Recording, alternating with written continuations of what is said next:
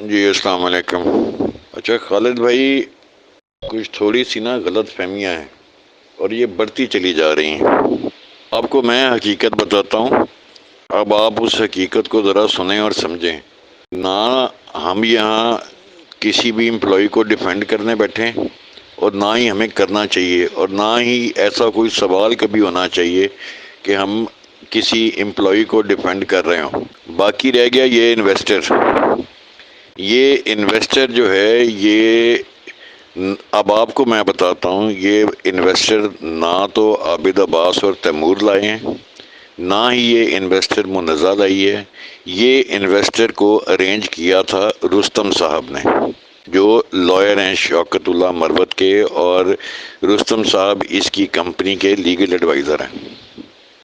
لیکن ٹوسٹ کہاں سے آیا ہے؟ ٹوسٹ یہاں سے آیا ہے کہ اس کے ساتھ جو بات طے کی گئی تھی، تیمور صاحب نے بھی جو اس سے بات طے کی تھی، وہ بات یہ تھی کہ آپ 35 کروڑ روپے کا جو پے آرڈر ہے وہ دیں گے چیئرمین نیب کے نام کا، ناٹ ان انسٹالمنٹس۔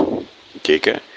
ایک تو یہ صاحب پہنچے لیٹ، انہوں نے اپنے آنے کی دیر سے کہا کہ میں تھوڑا سا لیٹ ہوں، تو آپ ٹائم لے لیں کورٹ سے، تو ان کی وجہ سے 2 بجے کا ٹائم رکھا گیا۔ 2 بجے یہ تشریف لائے تو انہوں نے کہا کہ میں 10 کروڑ روپیہ ابھی دیتا ہوں، 20 کروڑ روپیہ میں بعد میں دوں گا، لیکن میری شرط یہ ہے کہ کرسٹل ٹاور میرے نام ٹرانسفر کر دیا جائے۔ جبکہ پہلے شاید ان سے بات یہ ہوئی تھی کہ کرسٹل ٹاور آپ کو ان سیکیورٹی میں دیا جائے گا، اور آپ کو اس کی رقم کے اوپر پروفٹ بھی دیا جائے گا، اور پروفٹ آپ کو دیں گے ہم 25%، 30%، وہ ہم سے آپ طے کر لیں، کیونکہ ہم نے اس کو فرنش کر کے پھر بیچنا ہے۔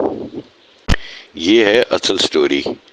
کون کس کے کان میں گھسا، کس نے کس کے کان میں کیا کہا، یہ واقعی ہی باتیں غلط ہیں۔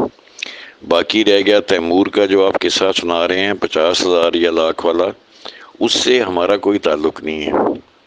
ہمارا صرف اور صرف تعلق ہے کہ ہم ہر دفعہ آگے پڑ جاتے ہیں۔ آج ہم کہیں کہ فلانا بے قصور ہے، فلانا بے قصور ہے، فلانا بالکل ٹھیک ہے، تو یہ اس سے ہمیں مل کیا رہا ہے؟ پیسے مل رہے ہیں۔ ذرا سوچیں اس بات کے اوپر کہ ہمیں یہ بھی نہیں پتا اصل میں کہ انویسٹر لایا کون تھا۔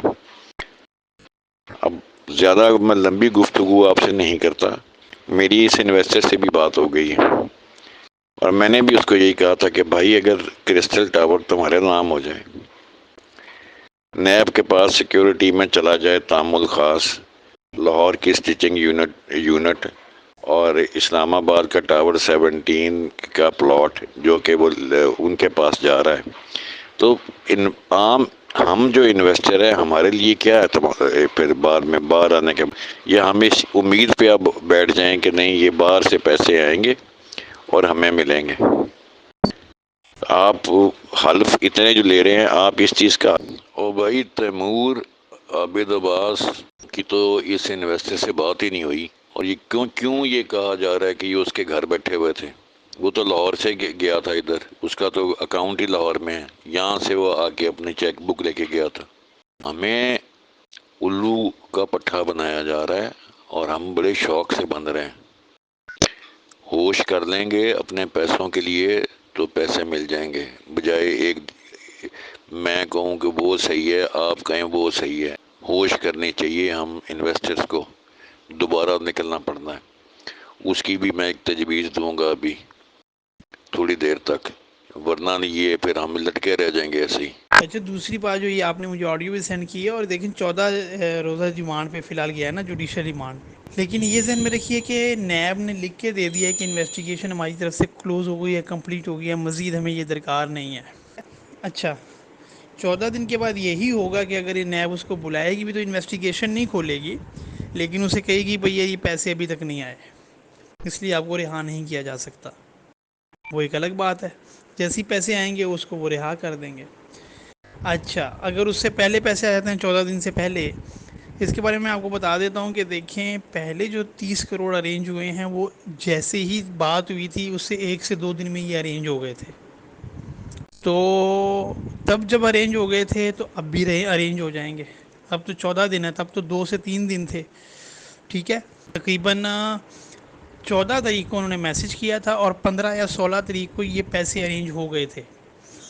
پھر وہ ایف آئی آرس کا کچھ سلسلہ تھا. ٹھیک ہے. اس کو بھی ساتھ میں ملا دیا گیا اور اس کو تھوڑا سا ایکسٹینڈ کر دیا گیا 22 تاریخ تک.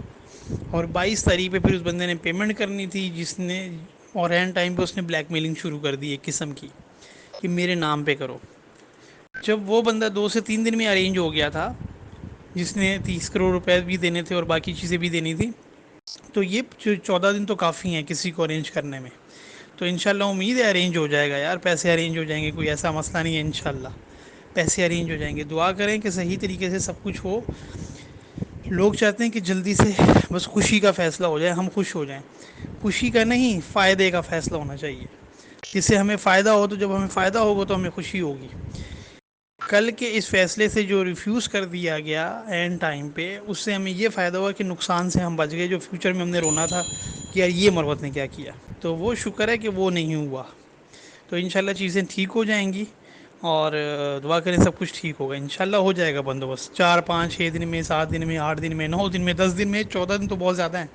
تو انشاءاللہ مجھے امید ہے کہ بندوبست ہو جائے گا اور اس پہ سوچ سمجھ کے پھر ڈیل کی جائے گی. ٹھیک ہو گیا.